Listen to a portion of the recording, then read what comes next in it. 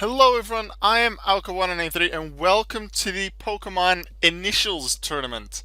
Together with a small group of other people, we decided we want to do some Pokemon tournaments that are competitive but at the same time also very fun. Not saying that competitive battles aren't fun, but we might go off of the regular competitive battles and maybe throw in some extra gimmicks to make it interesting in a different way than regular battles.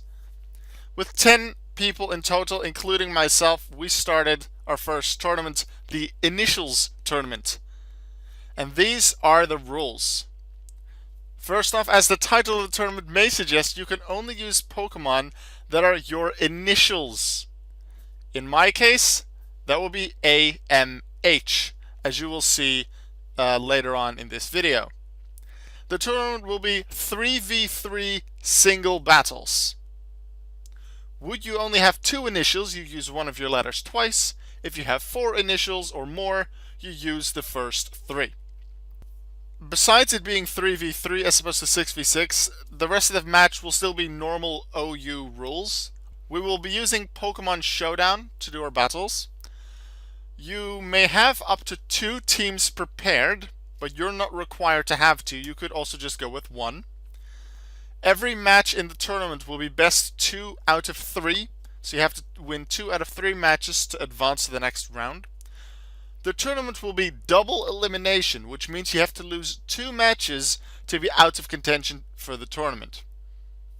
Would you have finished your first game in a match, you are allowed to switch to your second team. However, you must notify your opponent you're doing this before you're starting the next game.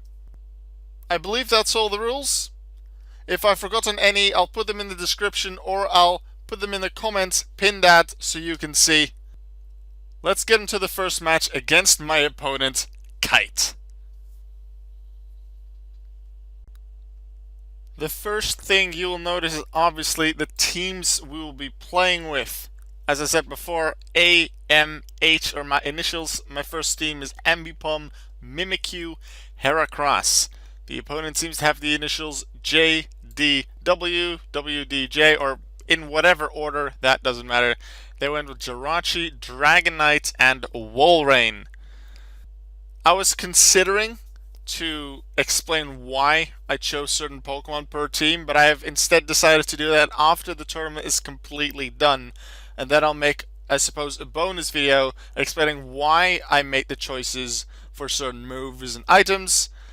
And I'll also reveal any moves or strategies that I came up with that you may not have seen in the tournament. For this first match, I'm not going to tell you what my moves are just yet, but Ambipom is something special, I'll give you that much, and the Mimikyu I actually have in Pokemon Moon, no, Sun, I play Sun. Mimikyu is actually a Pokemon I have in Pokemon Sun, and Heracross I just built for this tournament. Ambipom, because of how special it is, I was like, how will I play it? Jirachi is therefore somewhat dangerous for Ambipom. The other two are okay. I wasn't really sure what they'd be opening with, but I thought Heracross is a safe opening for all of them, so I decided to open with Heracross. They open with Jirachi, and I'm not sure if I realized this at the time, but Jirachi is a psychic type and Heracross is fighting.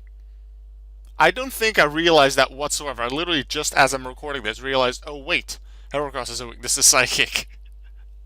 Also, it has a weakness to flying, which Dragonite may have a move of, although that's unlikely.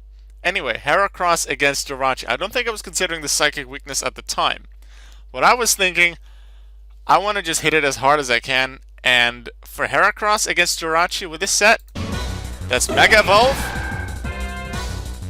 I take a Fire Punch, only just under 50%, which I was very happy about, which meant I could take another, assuming I would not get burned. I pinned just 20% the first one, I was really happy, but then it's 18, 18, a few that are rounded off to 22 that are actually slightly above the min-max thing. Didn't that help me out? The Jirachi just survives the pin missile. So, Jirachi, really weak. Heracross, still good HP. Most likely, they'll just Fire Punch again, and I want to finish it off. I have close combat on Heracross. I don't recall actually what I did on my second turn, I could have close combated just for accuracy, or I could have gone for pin missile to not have my defense lowered, but have a chance of missing. I do believe I went for close combat because it would have been weak anyway, so the defense one would not matter.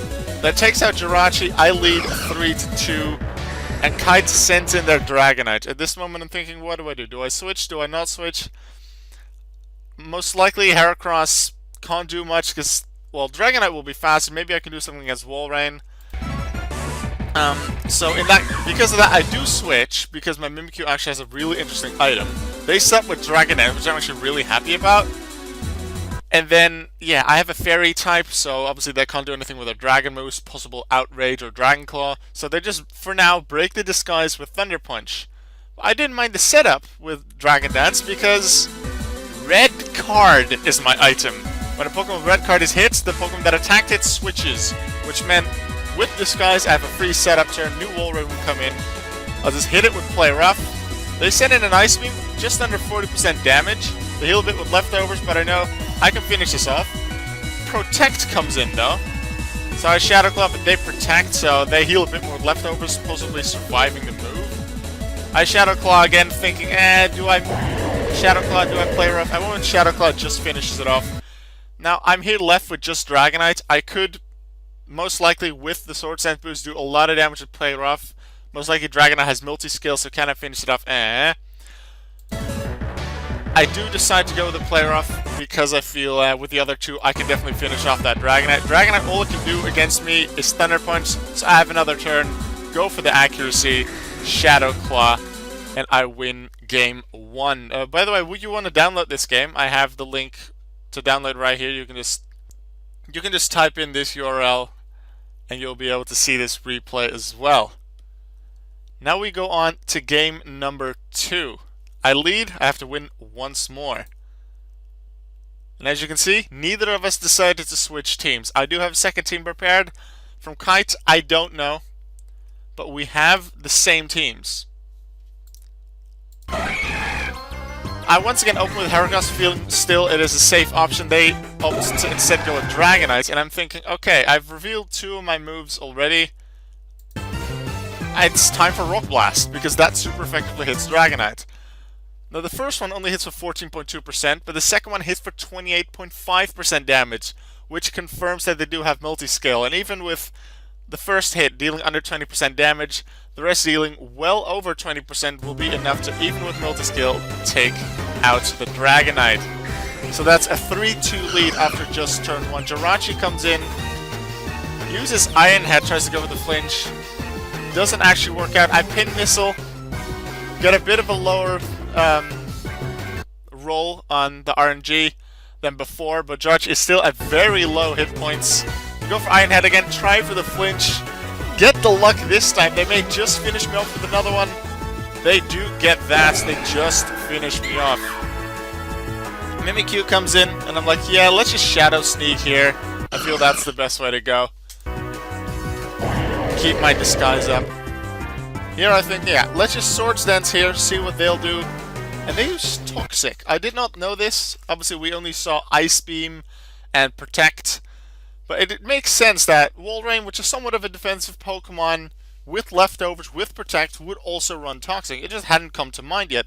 And that also makes sense to use against Mimikyu, considering it can take at least one hit with its Disguise ability. So, Full Metal Kite is thinking, the only chance I have, Toxic stalling, and then maybe some Ice Beam or whatever their fourth move is afterwards.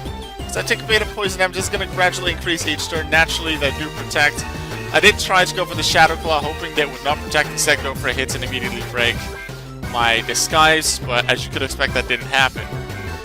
Over 50% damage, I do believe I remembered that it did over 50% from the previous match, so I knew I did not need to go with the shaky accuracy of Play Rough, or at least the 90% that it has. Meanwhile, my Disguise is busted. I take more damage from Toxic. Another Protect comes in, as you could expect. Shadow Claw happens. They heal some more leftovers. I take even more damage. And here, I believe I check back. What did my previous Shadow Claw damage do? Can I Shadow Claw? Because I remembered it was just over 50%. Or do I have to go with Play Rough and risk it with a 90% accuracy? I checked. 59.4%. It is most likely I'm not actually sure what this is. Negative 252,424. If anyone knows what that means, I don't know. Might be HP things, like what it would be normal HP. Anyway, 59.4%. Considering wall rating is at somewhere on 53, Shadow Claw should be enough. So I go for another one and win that battle. Ambipom wasn't actually used in either game, therefore you have yet to see what the surprise is. I was really looking forward to using Ambipom, however, I just tried to do my very best to win the fight. Ambipom was kept in the back. Ambipom was happy when Jirachi was out of the way both times. And I felt comfortable having it in the back, knowing that Jirachi was gone and Ambipom could do something cool. But you will see what Ambipom can do later on in the tournament, just not yet. This was round 1, my round 1 against Full Metal Kite.